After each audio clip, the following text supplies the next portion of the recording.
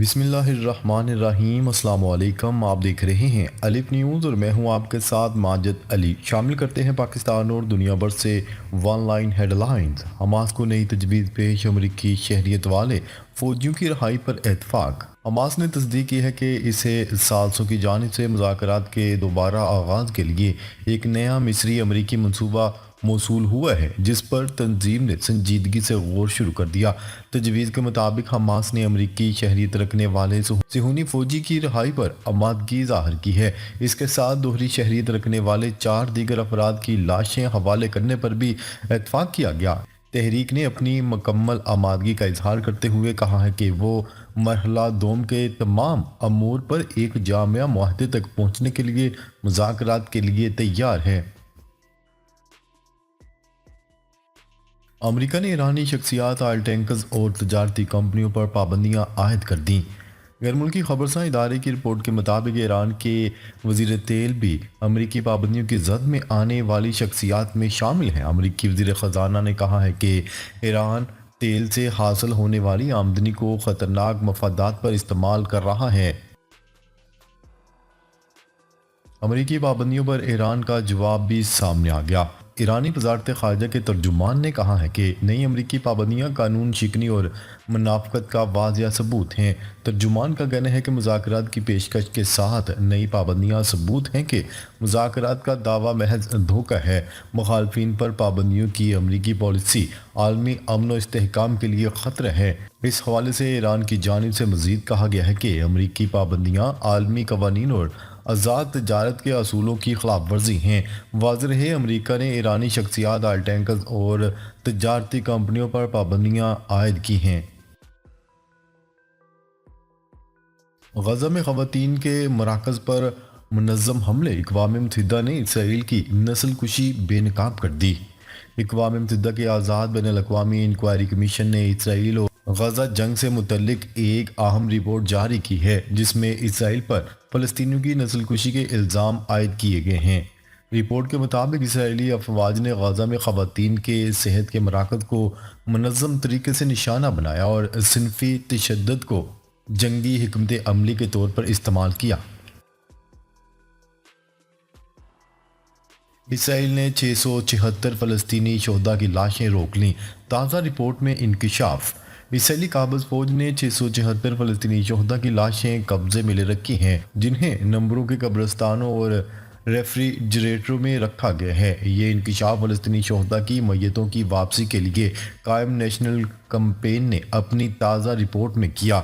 فلسطینی خبرساں ایجنسی وفاق کی رپورٹ کے مطابق اسرائیلی حکام نے جنین میں حالیہ دنوں فائرنگ سے شہید کیے گئے مزید 3 فلسطینیوں کی لاشیں قبضے میں لے لی ہیں، جس کے بعد بعض فورسز کے پاس موجود لاشوں کی مجموعی تعداد 676 ہو گئی۔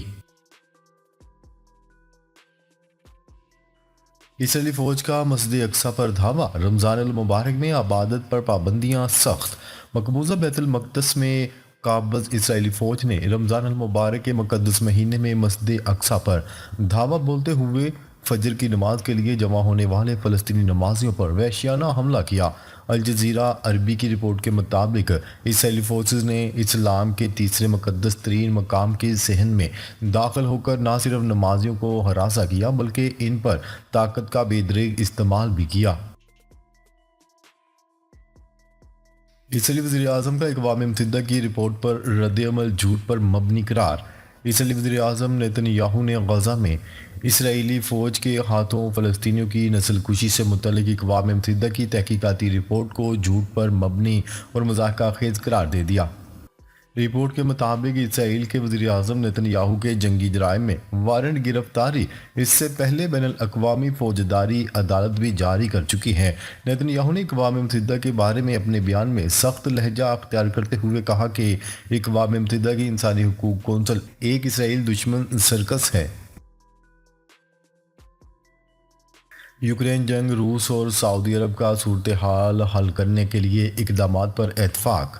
روس اور سعودی عرب نے یوکرین کی सूरत-ए-हाल हल करने के लिए इकदामात पर इत्फाक कर लिया। रूस के सदर व्लादिमीर पुतिन और सऊदी अरब के वली-ए-अहद शहजादा मोहम्मद बिन सलमान के दरमियान टेलीफोनिक राब्ता हुआ है। रूसी मीडिया की रिपोर्ट के मुताबिक सऊदी वली-ए-अहद ने रूस और अमरीका के दरमियान ताल्लुकात मामूल पर लाने के लिए किरदार अदा करने पर आमादगी ज़ाहिर की है, जिस पर सदर पुतिन ने रियाद की जानिब से की सालसी कोशिशों को सराहा।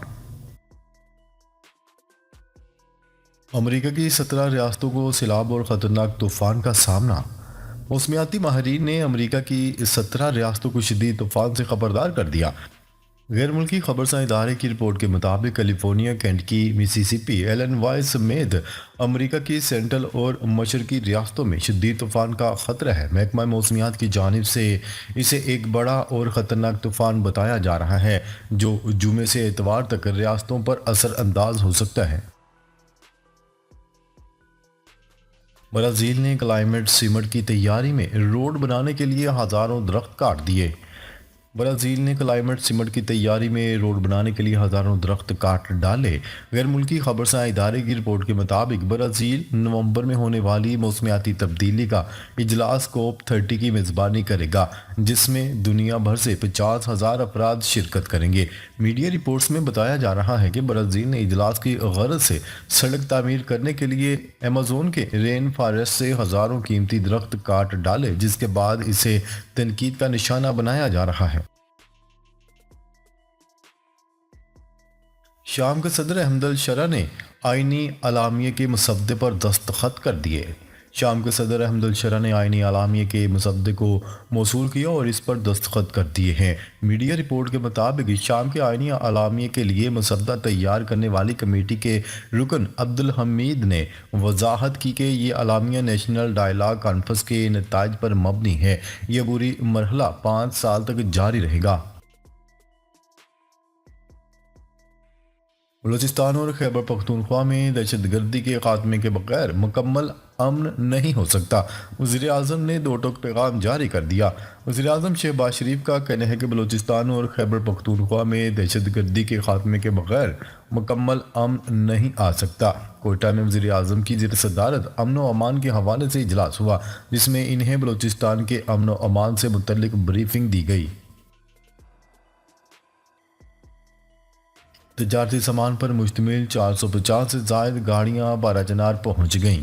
हंगू से अशिया ज़रूरी और तजारती सामान पर मुश्तमिल 450 से ज़ायद गाड़ियाँ सख्त सिक्योरिटी के हसार में बाराचनार पहुँच गई हैं।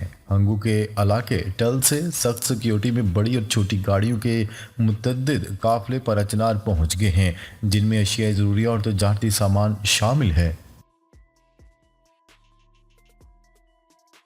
डोनाल्ड ट्रंप का रूस के तेल, गैस और बैंकिंग सेक्टर पर पाबंदियां सख्त करने का मंसूबा। अमेरिकी टेलीविजन ने दावा किया है कि अमेरिकी अदायगी निज़ाम तक रसाई बंद कर दी जाएगी। अमेरिकी महकमे ख़जाना ने जो बाइडेन इंतज़ामिया की रूस को दी गई 60 रोज़ की रायत भी ख़त्म कर दी है। अमेरिकी टीवी का कहना है कि रूसी बैंक बड़े तवानाई सौदों के लिए अमेरिकी अदायगी निज़ाम से फ़ायदा नहीं उठा सकेंगे। ज़राए के मुताबिक अमेरिकी पाबंदियों से दीगर ममालिक के लिए रूस का तेल खरीदना भी मुश्किल हो जाएगा। इजाज़त दी जाए तो ताजिकिस्तान पर कब्जा कर सकते हैं। तालिबान के कमांडर मौलवी अमानुल्दीन मंसूर ने बदख्शां के ज़िला अशकाशम में एक इज्तिमा में दावा किया कि अगर इन्हें इजाज़त दी जाए तो वो ताजिकिस्तान पर भी कब्जा कर सकते हैं। मौलवी अमानुद्दीन ने ताजिकों का मजाक उड़ाते हुए रूस को यूक्रेन में मदाखलत करने की वजह से रुकावट के तौर पर मुस्तरद किया। जर्मनी से जदीद टेक्नोलॉजी के हामिल नए प्रिंटर पासपोर्ट हेडक्वार्टर पहुंच गए।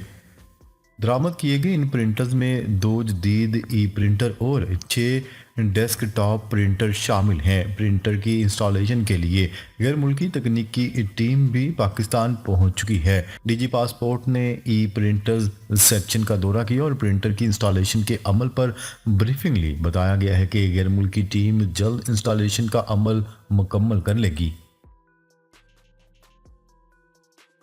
सोने की कीमत मुल्क की तारीख की बुलंद तरीन 3,14,000 पर पहुंच गई।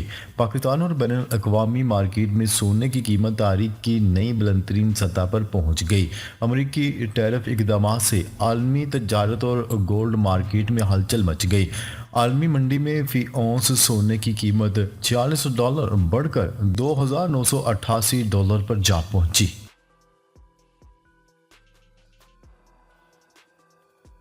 सानहा जाफर एक्सप्रेस भारतीय मीडिया एक बयानी के तहत प्रोपेगेंडा कर रहा है। DGISPR और वज़ीर आला बलूचिस्तान की मुश्तरका प्रेस कॉन्फ्रेंस के दौरान वज़ीर आला बलूचिस्तान ने कहा कि जाफर एक्सप्रेस पर हमले की मजम्मत करते हैं। आलमी बरदरी ने भी इस वाक़े की मजम्मत की है। चीन, अमेरिका, तुर्किया, बहरीन और दीगर ममालिक ने दहशतगर्दी के वाक़यात की मजम्मत की है। नाजरीन, अब तक के लिए इतना ही। मज़ीद ख़बरें लेकर बहुत जल्द आपकी खिदमत में हाज़िर होंगे। तब तक के लिए अपना ख्याल रखिएगा। अल्लाह निगहबान।